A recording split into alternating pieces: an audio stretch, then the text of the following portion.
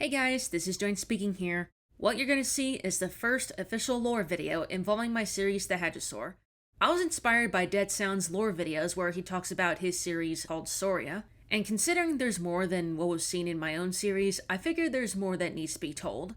Today, I will go over gifted mortals and witches. I will also additionally go over Orpheus's power since it's relevant to the main subject of this video. Please keep in mind before I begin, this series does not take place on Earth. The Hadrosaur takes place on a fictional planet far away from our solar system called Aliene.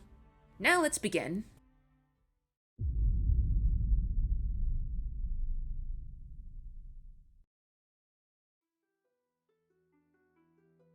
Gifted mortals are dinosaurs or any other mortal creature who were gifted a power by a group of gods and goddesses called the Ethereals, or Hadrosaurs. They are meant to spread kindness, show off the greatness of the Ethereals, and help others in need. They can also be called the Gifted or the Gifted Ones. Anyone can be chosen to receive a power, although keep in mind that not everyone will have a power/gift, but that doesn't mean that they aren't quote-unquote good enough. Anyone can honor the Ethereals even without receiving a gift/power, but those who are actively evil will not receive it. Gifted mortals are usually teenagers and adults, but the ones who are much younger are a very rare occurrence. Back when the dinosaurs were thriving on Earth, there were gifted mortals as well, but they were very rare while they were more common on Aliene. There are 3 different categories of gifts a mortal can receive. Category 1, Restoration. Category 1 is more of a healing factor. Mortals can receive a new eye, new limb, new wings, etc. to replace the ones that were lost for whatever reason. Here's an example. A Utahraptor named Sergius was blinded in both eyes while he was defending his sisters from a threat, and he would receive new ones by one of the Ethereals, particularly Ares, the god of death.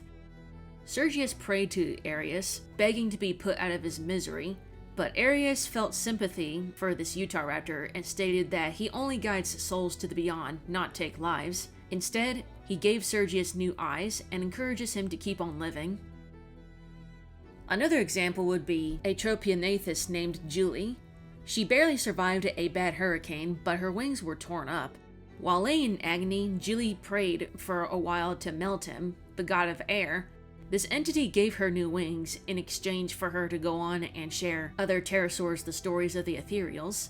And the other catch for Julie? Her wings become bioluminescent at night. Category 2, Nature.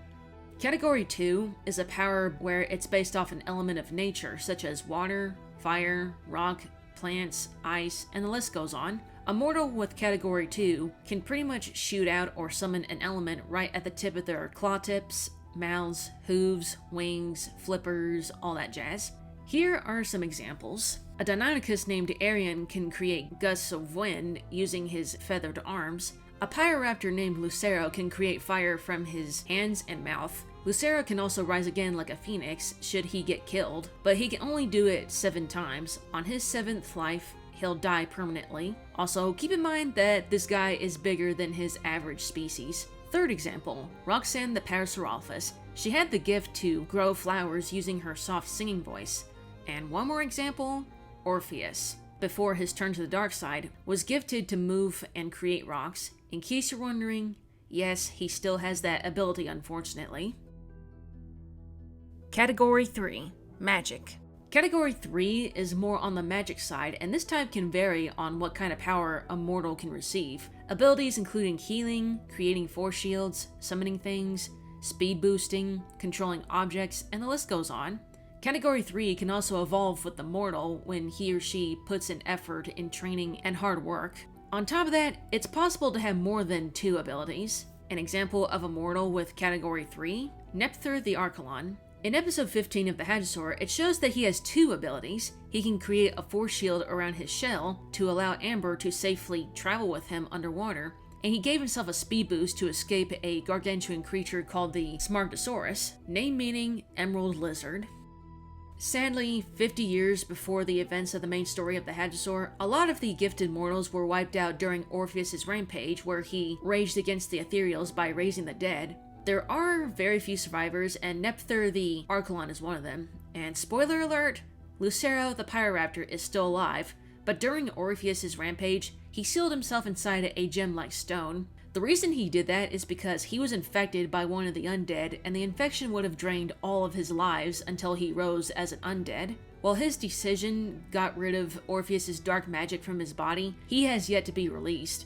On the subject of Orpheus, because he took the ethereals with him by having them be sealed away along with himself, there hasn't been a single new gifted mortal for 50 years. Gifted mortals are at risk of facing extinction like their ancestors back on Earth, but once Amber frees the ethereals and find all the fragments of the primordial souls, there will be hope on more gifted mortals returning.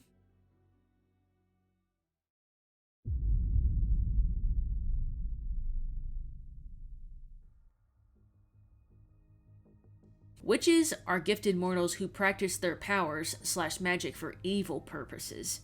Before their downfall, these mortals have received a gift from the ethereals, but then time passed by, something happened, and now these mortals are abusing their powers that goes against the purpose of the gifts they have received.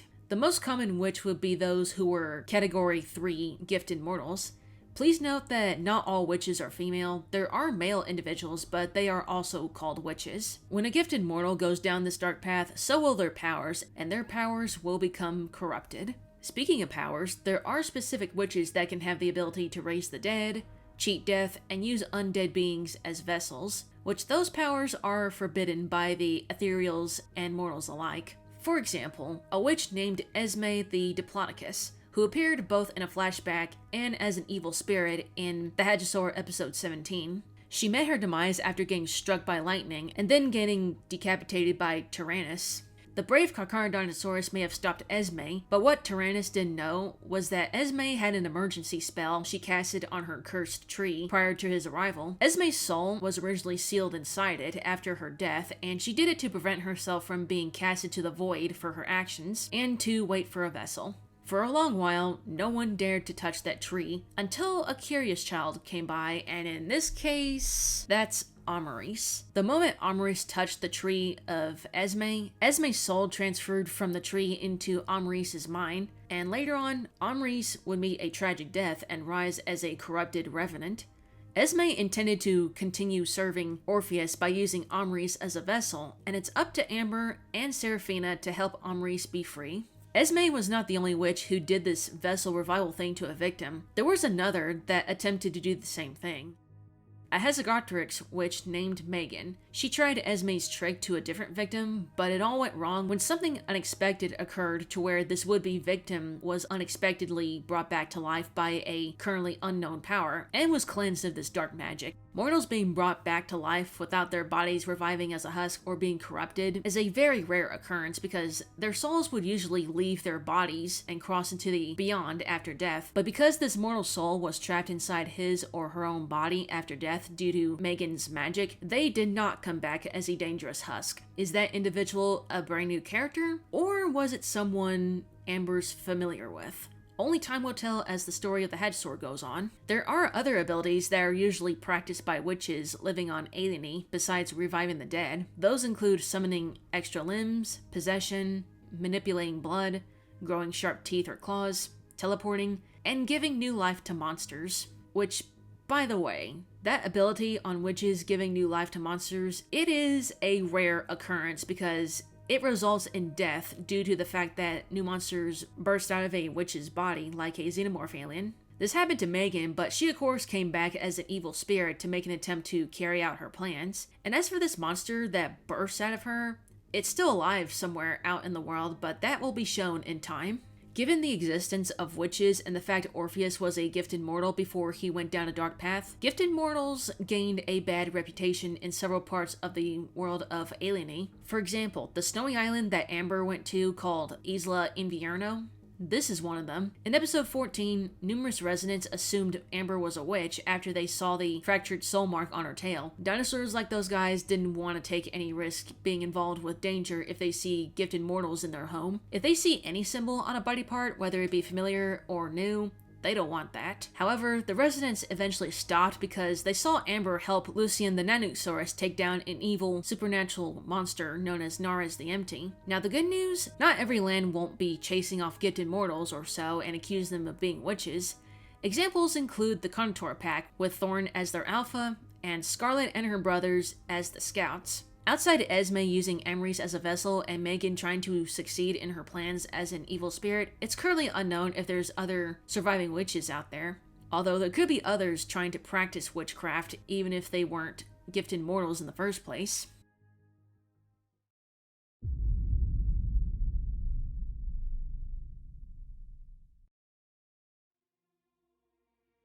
Now onto Orpheus, since the power he possesses is relevant. It is safe to say that Orpheus can be called a witch as well, or a male witch, considering he was a gifted mortal before he went mad after the loss of his daughter Fern and feeling abandoned by the Ethereals. The 13th episode shows his backstory, but I want to talk about the gem that Orpheus found. It contains some corrupted power belonging to a primordial goddess named Aranza, who has been dead for years. Before Aranza met her demise, she created the gem and sent it off into space in hopes that something or someone out there will take it and finish what she started. In this case, it's Orpheus. The gem originally had yellow patterns, but when Aranza was put down, the patterns turned blue.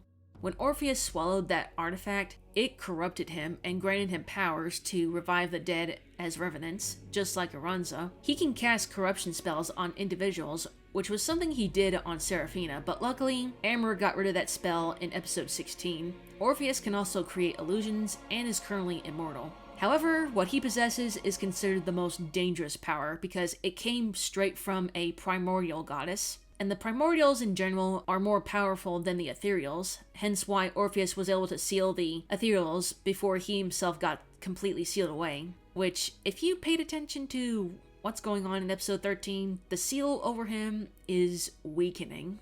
Because Orpheus has a power that's considered the most dangerous on the planet of Aliene, there are mortals who think that it goes beyond Category 3, so they believe that Orpheus's power should be a Category 4. It's kind of similar to some people wanting something like a EF6 tornado listed under the enhanced Vegeta scale. As for anything else, Orpheus may think that what he has made him unstoppable, but what he doesn't know is that this power is unstable, and sooner or later, it could have some disturbing effects on him later on down the line. I won't say what will happen to him because I'm not going to spoil one of the future final episodes of the Hadrosaur. In time, it will be revealed. That is all for now with some the Hadrosaur lore. There will be more videos like this as time goes on, and they will be going over characters including Naraz the Empty, Seraphina, Midnight Diva, etc. But please keep in mind that these are just like any other normal video where it does take time to make. Thank you guys so much for watching, and I'll see y'all later in another video. A Utah... Oh man, my eye is itchy! In episode... And my back is itchy. Crap. Oh no, I hear my cat meowing again.